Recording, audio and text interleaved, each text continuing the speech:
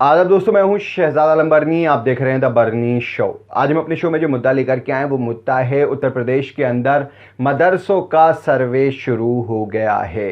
हालांकि इसको लेकर के उलमा की राय नहीं थी कि मदरसों का सर्वे कराया जाए या सिर्फ और सिर्फ एक मजहब के इस तरह के जो इंस्टीट्यूट हैं उनको टारगेट किया जाए। इस पर भी आज हम चर्चा करेंगे, लेकिन पहले आपको बताते हैं कि क्यों हो रहा है आखिर मदरसों का सर्वे।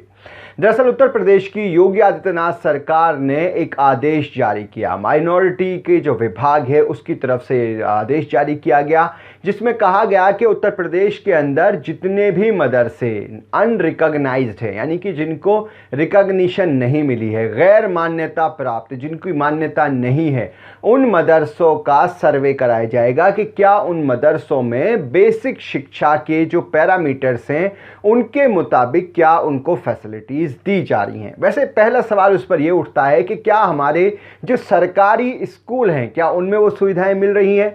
सरकार के जो सरकारी स्कूल हैं गांव देहातों में उनमें भी कोई सुविधाएं नहीं है, शौचालय तक नहीं है बहुत से स्कूल में। लेकिन सर्वे होना है मदरसे का। आप भी समझते हैं कि मदरसे का सर्वे क्यों होना है, सरकार को इससे क्या फायदा होने वाला है, ये भी आप समझते हैं।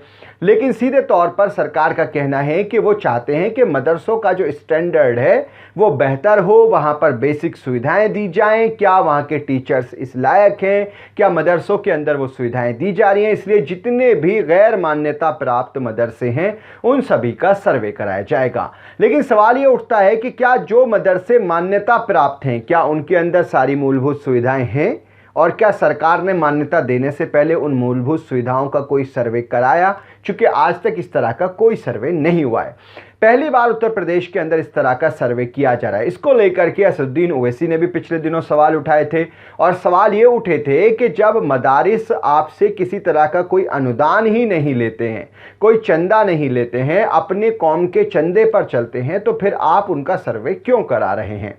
लेकिन अगर आपको कोई और सवाल उठाना है इसके पीछे तो बात अलग है। हालांकि उसकी बात सरकार कहीं पर नहीं कर रही है, सिर्फ और सिर्फ सुविधाओं की बातें कर रही है।